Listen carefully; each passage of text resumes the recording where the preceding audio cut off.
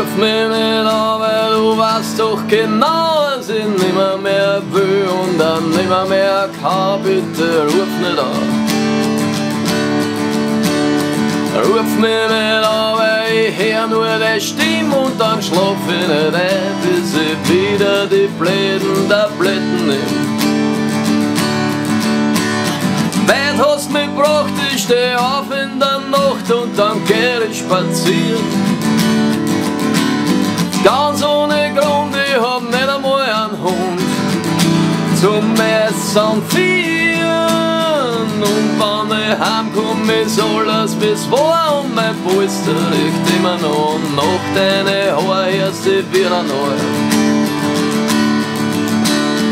Ich weiß, du hast jetzt einen Freund mit einem Bursch, jetzt sag ihm doch, er soll in den Arsch gehen und komm wieder heim zu mir. Er geht mit dir jeden Abend fein essen, sag, hast schon vergessen, wie der Leberkäse schmeckt aus dem Zeitungspapier. Er führt dich aus ins Theater, das brennt ihm sein Vater, der Diller. Dabei ist er schmähstadt und schier und blatt mit seinen 100 Kilo. Ruf mich nicht an, weil du weißt doch genau, wo ich wohn. Wenn's was willst, trau dich her, wenn's nicht fähig dazu bist.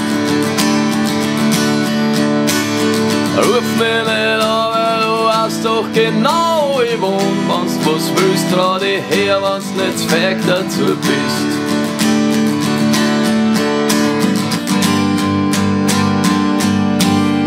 Wenn's nicht fähig dazu bist.